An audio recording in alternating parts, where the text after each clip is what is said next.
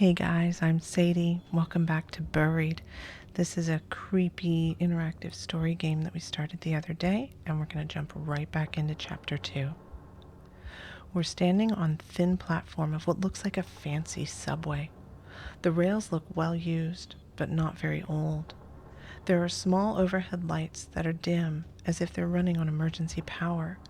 These dim overhead lights are a blessing, but the size of the place makes me feel vulnerable. Staring ahead, the tunnel seems to be endless. It's almost dizzying. But there's a small light further down, and then a space that breaks the monotony of the tunnel's curved surface. Another platform, maybe? We say, why are we in the subway tunnel? Or, Dennis, what do you think this is? Well, no, we know it's a subway, so why are we in a subway tunnel? Dennis doesn't answer. The reality of what we're seeing is beginning to sink in. Whatever this place is, it is buried way underground. That seems impossible to me, making anything that's on the other side of this tunnel dangerous as far as I'm concerned. But of course, we're going to go on. Human curiosity is going to see to that. And also, the ringing noise is louder down here. It is much more solid now, and there's some other sound, something like a faint hum of machinery. What is your take on this, boss? Do you think we're safe down here? Dennis asks. Not at all, is what I think to myself, but I don't want to let Dennis see that I'm rattled. While he seems to be limping along much better than when we first stumbled into this place, he is still in rough shape. I am leading him here, and I should probably make him feel more confident. Should I say I'm not sure this is creepy, or yeah, we'd be fine? Do you think we're safe? I'll make him feel confident. We're fine. You reassure Dennis. We're too far in to go back, I say. Besides, if we get caught for trespassing, I'm pretty sure we would slide by. We're good. You're in pain, and we've got to find the rest of our crew. They could still be here somewhere. Dennis nods and looks reassured, albeit weak and miserable. From the looks of it, we can either go left or right. The left is slightly lit, the right not so much. This makes me uneasy because I get the sense that one wrong turn in a place like this could have us wandering for hours. Suddenly I jerk my head to the right. I hear the unmistakable sound of someone walking. Did you hear something? I ask Dennis. My eyes are straining to see anything in the dark. I'm not sure, he says. Maybe? It kind of sounded like footsteps. I wait a moment, but the sound does not come again. So those are our options. To the left with the flickering lights, indicating that at least we'll be able to see. But there's also that hum of machinery. It's a sign of life. To the right is just darkness, but we heard footsteps down there. We gotta go after the footsteps. Let's go right. You decide to go into the dark. If there's anyone here, they are worth speaking to. So right it is.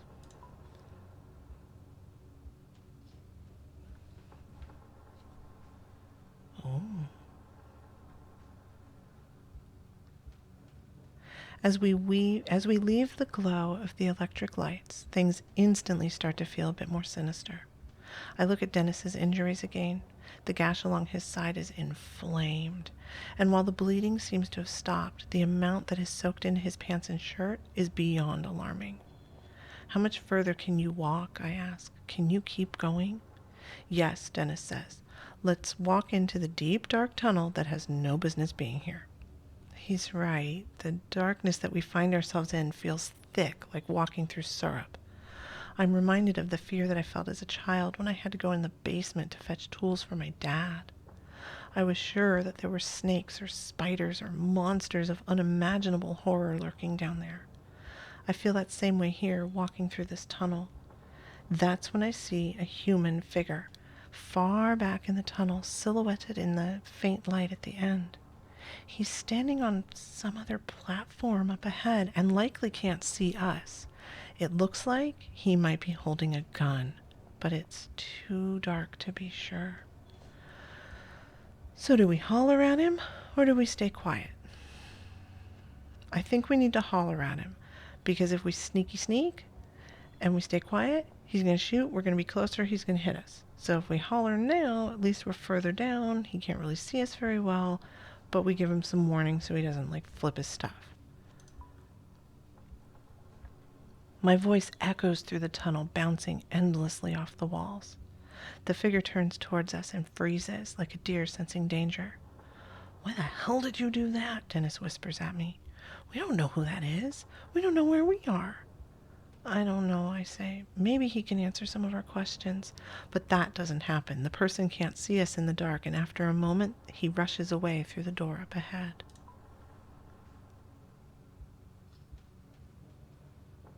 Ooh.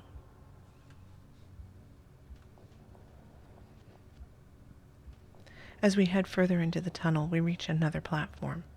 There's light coming from this platform, but like the overhead lights, they're dim, red emergency lights.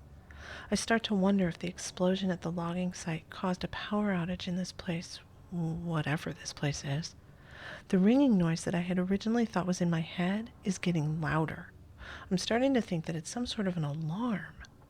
When we come to the large open area ahead in the tunnel, it further resembles a subway station.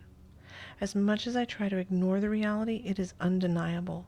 We have stumbled into some sort of high-tech transport system buried beneath the forests of Kentucky. It makes absolutely no sense, and it creates an entirely new sort of fear as to what the hell we've walked into. I notice that Dennis seems confident, though.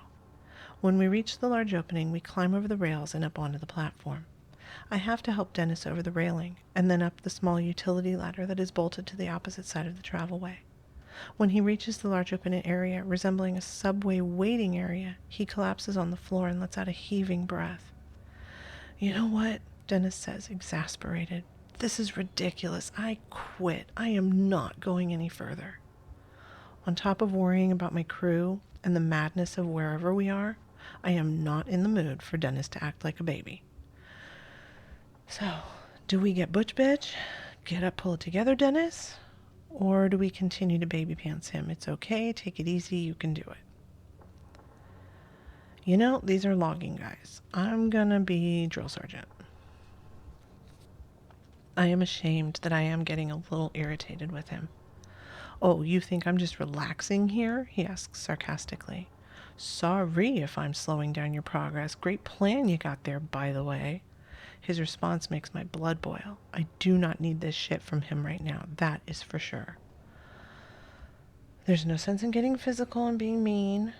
We've been tough. We don't need to be mean. We're going to help him up slowly." I can't stand the guilt anymore. A sappy apology. I didn't say apologize, homie. A sappy apology comes out of my mouth before I can clamp my lips down against it. "I'm sorry, I lost my temper," I say. "That was uncalled for. But I'm under some stress here too, as I'm sure you can understand." He hesitates for a moment, and I'm sure he'll ignore me, but then he surprises me. "I get it," he says. "Apology accepted. And as for me, I'm sorry. I was being a jerk." Well, apparently bleeding out makes me kind of high-strung. Dennis is always high-strung and about 2 harsh words away from trading punches with somebody, but I keep that to myself. We exchange an awkward look and put it behind us. It's no different than some argument we may have had on the job site or after a few beers. One thing is for sure. I'd much rather be arguing with him over a few beers than here in this nightmare. I reach down and help him to his feet, and then we get ourselves up onto the platform. Right in front of us, there's an entrance to a long hallway exiting the platform area. It's at this point that I realize these red emergency lights might be on for someone else who is actually supposed to be here. Like that guy I saw earlier who was standing on the platform. Should I yell out or should I stay quiet? Well, we don't really see anybody, so let's just stay quiet. I'm still not sure if I want to alert anyone else to the fact that there are strangers in this secret place. And the thought of hearing a scream, even my own scream in this empty place, is too much to bear. The emergency lights continue to flicker overhead, casting a sick sort of pinkish light on everything. Ugh. My mind is racing with what sort of place this might be. It is obvious it's meant to be a secret. And if it is supposed to be a secret and there was a power outage recently, well, maybe almost everyone has been evacuated. But then, why was that one person still here? This thought does nothing to make me feel any better as we walk toward the platform exit. We step inside, and it seems just as empty as every other place we've come through, weakly illuminated by more overhead emergency lights. We're standing inside a hallway that looks surreal for a moment.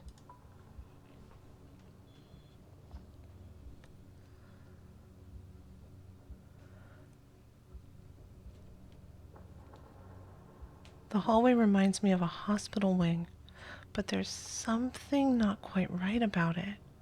It's the first clean and tidy area that I've seen since coming in from the woods. It looks like it was recently in use despite the dim emergency lights overhead. There are chairs against the walls, and the floor looks well cleaned, as do the walls. The ringing noise is definitely coming from here, and a small flashing red light along the ceiling seems to flash right along with it. That ringing noise is an alarm, I say, as if only to confirm my own thoughts. But for what? Dennis asks. He then asks the question that has been on my mind since I found the little building in the woods. What the hell is this place? We exchange a look that speaks volumes. We reach the end of the hallway and hear a sound like a large metallic grinding. This is followed by a clicking noise, and then the unmistakable sound of a generator kicking on.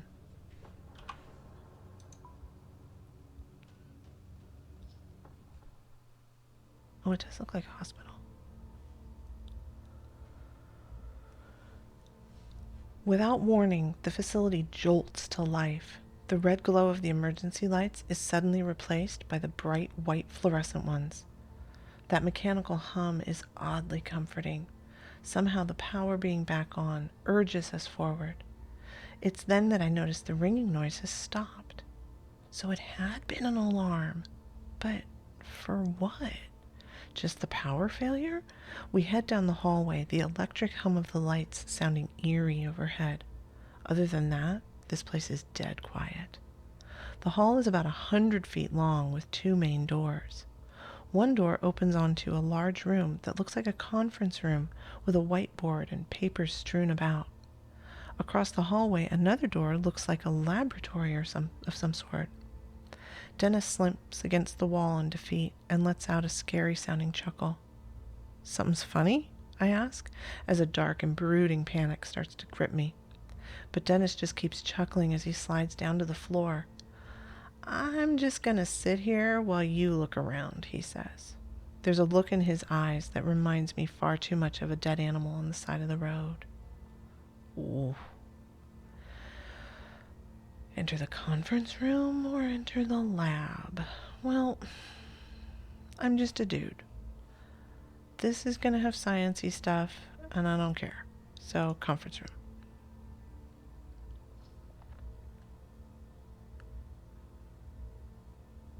I'm just a logger guy. I'm not gonna understand science crap. A large table sits in the middle of the room, lined with a series of chairs. It looks like something straight out of a showroom. A well-used whiteboard hangs on the wall, and there are scattered papers on the desk. See, I'm hoping these papers are written in like, hey, present it to the executives, and so it'll be in like English, not science. Look at the papers on the table or look at the whiteboard. Let's look at the papers first. Most of the papers and printouts have codes and equations that all go way over my head. Shoot. But there are also handwritten notes that don't make me feel any better about our situation. I read through them and I see scrawled notes that say things like, last experiment failed, overdose before transport. Levels indicate cellular catabolism. Question, more lead shielding in export suits? Measurements make no sense. Let Barksdale know about possible Higgs field fix. Let's look at the whiteboard. A few things were scribbled on the whiteboard, mostly formulae and names. But there are some things that are easy to understand, things that make my blood run cold. Subject number 6, cause of death, embolism or aneurysm, or both. Ideas for new delivery modes, spherical, liquid, comatose state. TerraCore Company, possible plutonium supplier. Outside in the hallway, I hear Dennis grunting. I head out of the room to see him still seated on the floor, but I don't get very far because as I exit, a man comes rushing around the corner with an automatic rifle in his hand. That's our buddy from the subway.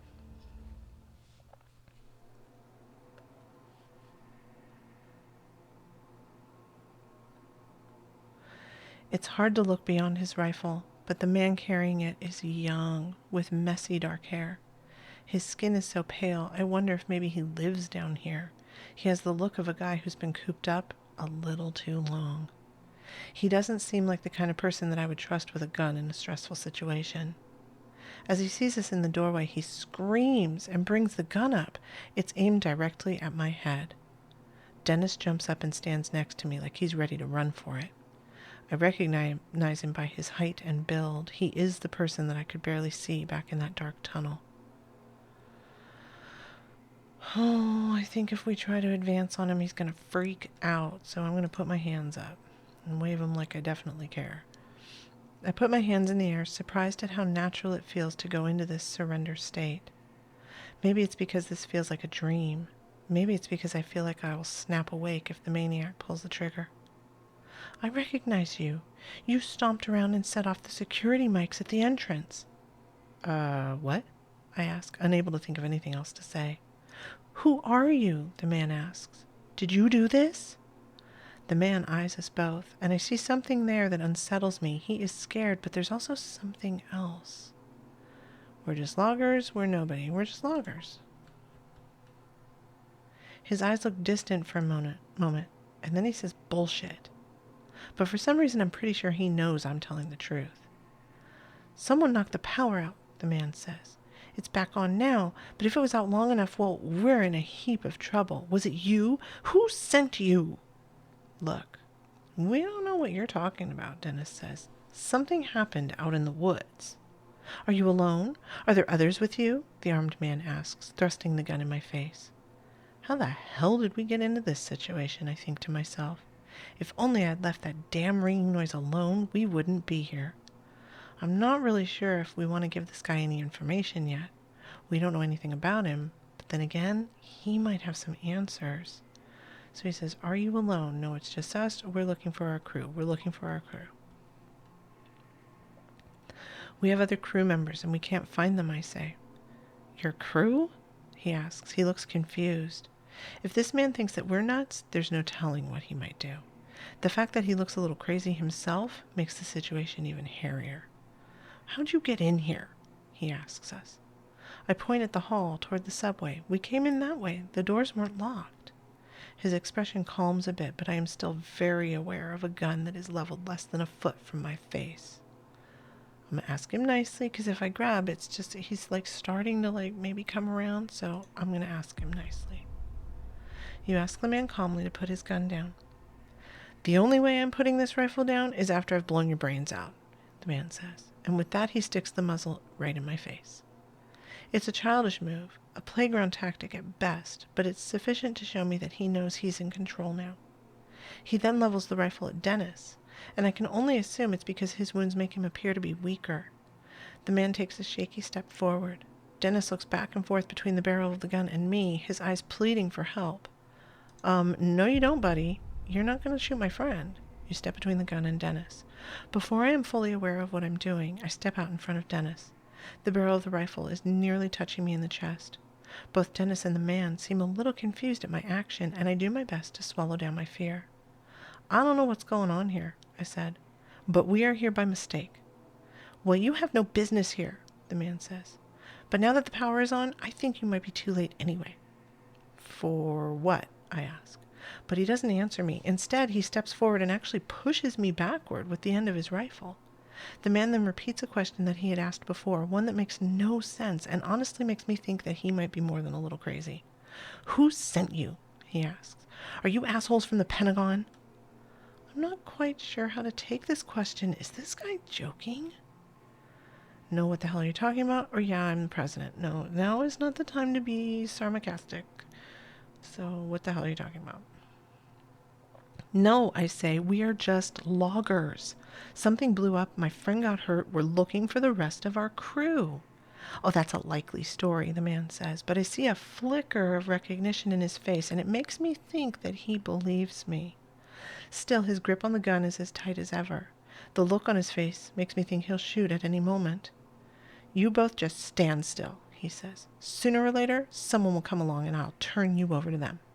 He again thrusts the gun forward as if it's an invisible bayonet. There's no need for that, I tell him. I have no guarantee that he won't pull the trigger. Look, Dennis says, we don't want any trouble. We're just as confused as you are. And then in a movement so fast that I just about miss it, Dennis lunges forward. I have no idea how he is moving so fast when just 30 seconds ago I was worried about how close to death he was. But now he is moving lightning fast. His left arm came down on the barrel of the gun like a club. In the commotion, the man does pull the trigger. Oh boy, they're going to be deafened. The booming noise is deafening, and there is a moment when I think I've been hit. It takes the clanging noise of the round tearing into the floor at my feet to help me realize that I have not been shot. I look to the floor and I see where the shot missed my right leg by less than 3 inches. I am paralyzed in shock for a moment as Dennis and the man fight over possession of the rifle. There's a fire extinguisher on the wall that I could use as a bludgeon, but I might not have enough time to grab it before Dennis is overpowered. So do I grab the extinguisher and come back, or do I just punch the guy in the head? I think we're just going to have to go pugilista on him. Dennis has the man pinned to the floor, but isn't strong enough to keep him down. As I fall to the floor to help, the barrel of the rifle swings right in front of my face, a reminder of how close I came to being shot. On my knees now, I delivered a hard, stiff punch to the man's face. I don't punch people often, never really. I'm not usually the brawling type. Still, it is apparently effective. The man's head snaps back hard, and his grip on the gun loosens. Dennis grabs the gun and falls to the floor, clearly winded and in pain. Our attacker is immobilized, and I can feel a shift in the situation.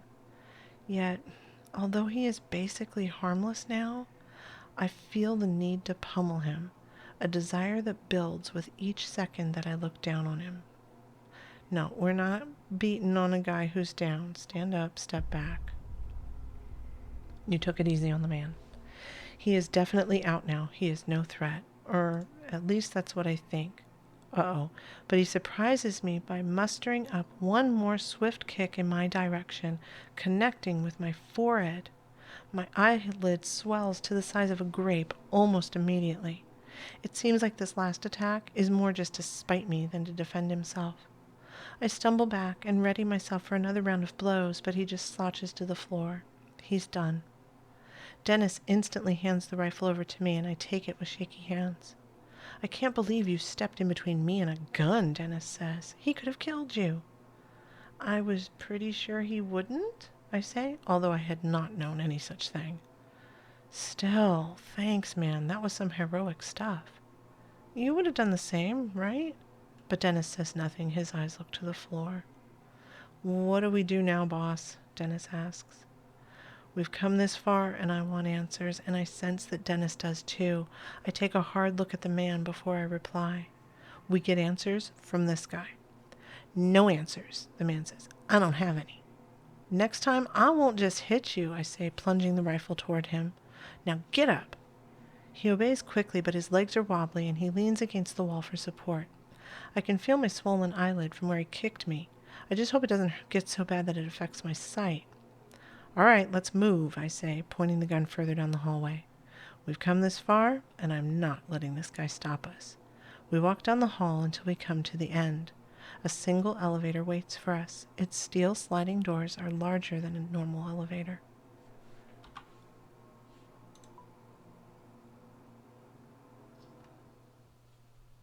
Ooh.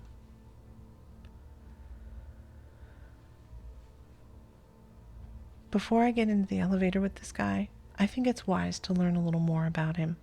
I can tell it's making him uncomfortable for me to have the gun. What is your name? I ask him. Marcus. And you work here? It's clear he doesn't want to answer, but he does give us a little nod. We're looking for the rest of our crew. Any idea where they might be? I ask him. No, he says curtly, not even bothering to elaborate. There's got to be some useful info that we can get out of this guy. I just need to know how to dig for it. I need a first aid kit for my friend here, I say. Where might I find one?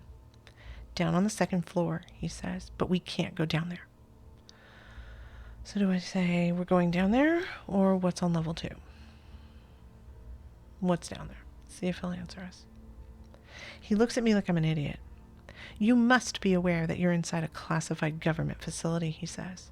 It makes sense, but I still want to doubt him. Well, I'm sure our government would want you to help save my friend, so take me to the first aid kit. I can't, he says. You don't have clearance. Hell, I barely have clearance. And then seeming to himself, he mutters, I make this place run. And not even a thank you. Just a bunch of restricted access rooms that I'm only allowed to go into with a friggin' chaperone. I interrupt his monologue. We're going to go to get that first aid kit. I could lose my job, he says. I wonder for a moment what sort of trouble I could get into for hitting a government employee. It makes me glad that I took it easy on him before. Then again, he had come at us with a rifle. It makes me think that things have gone terribly wrong with this place. And the explosion in the woods, or whatever the hell happened, might be linked to it all.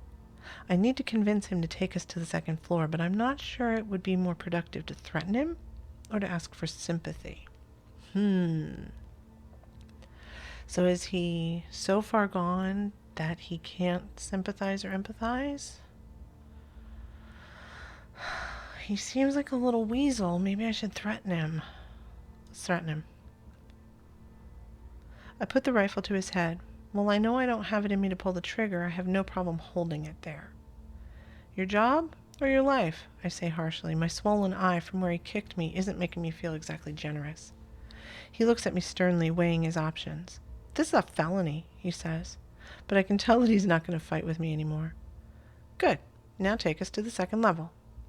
With an untrusting stare, Marcus walks to the elevator doors, approaching a small keypad.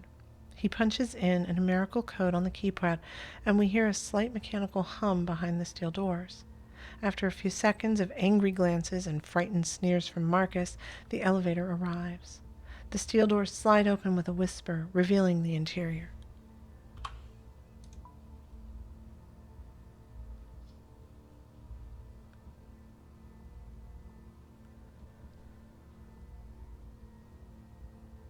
It's exceptionally well lit and looks to be made of stainless steel. I half expect the thing to take off at the speed of light. There's another small keypad on the front right panel by the door with the options for 3 sub-level floors. It looks like this elevator doesn't go to the surface at all. So after we get the first aid kit for Dennis, how do we get out of here, I ask. We can't leave, Marcus says. Once the power came back on, the whole place was put on lockdown. What? I shout. You can't override it?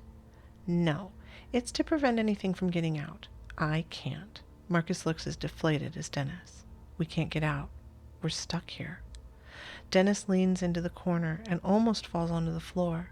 The struggle for the rifle took a lot out of him. I can see that much in his face. Slowly, we begin to move down. The hum and the grind of the car's motors fill the space. So do I ask Marcus, what can you do? Or are we stuck here forever? I'm going to say, what can you do? Let him talk himself up. Marcus bristles at the question, but I think it's fair. I mean, he's not allowed to unlock the doors or get medical supplies. Why keep a guy around who can't even grab a Band-Aid without permission? Without me, nothing would get done here, Marcus says. These people think they're so brilliant, but some of them can barely turn on their computers without any help. The top coder in my class at MIT, and I'm stuck living underground, helping idiots who don't even trust me with keys. How big is this place, or what goes on here? Let's keep him talking. Let's ask him how big it is. Maybe he'll say, like, oh, I have to support 2,500 end users, and maybe. It's a government facility of the highest secrecy, Marcus says. A research facility. It goes 4 stories underground, and quite frankly, it scares the piss out of me that you two got in here so easily. Why's that? I ask. This is a black ops graveyard, he replies. Even the CIA doesn't know this place exists. What goes on? What's your job? What's your job? I handle the IT work, and I make sure that the databases are up and running. It's a 24/7 job. I haven't even seen sunlight in almost a year. I wonder what staying in a place like this for that long would do to someone's mind. I was recruited, he continues. Because of the workload, no one else wanted this job. But I don't really mind being by myself. I have no family. plus the IT, it's some crazy shit. Crazy how? I ask. This place generates over 100 terabytes of data a day, he answers, getting the slightest bit excited before his face falls again. What happened? What knocked the lights out? What knocked the lights out? It seems like some sort of power outage, Marcus says. That's all I know. There was an outage, and then what? Dennis asks. Then things got weird and things got bad. Bad how? I ask. The whole place seemed to shake when the lights went out. I was checking the monitors when it happened and everything went dead.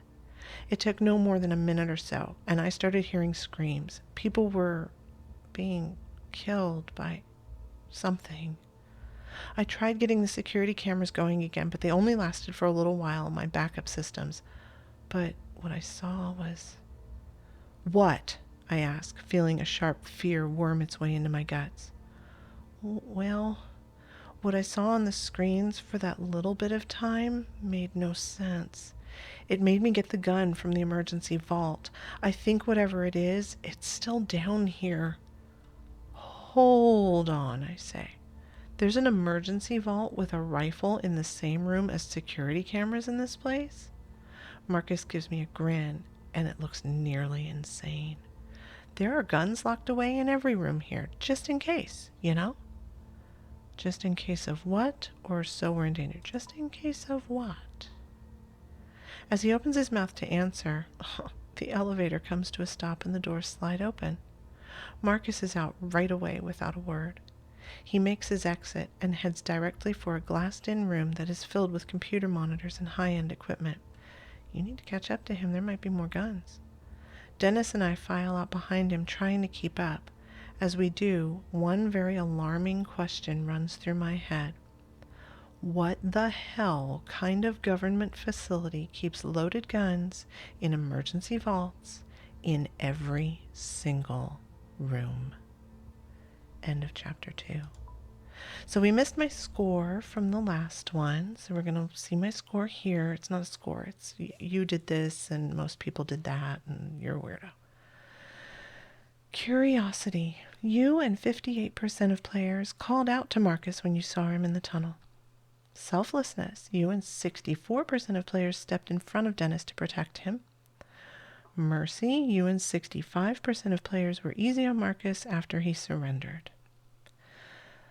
Oh, this is getting so juicy. Black Ops, Graveyard, CIA doesn't know stuff and things and power outages. And where's my crew, damn it? I guess we'll find out next time, guys. I'll see ya. Bye.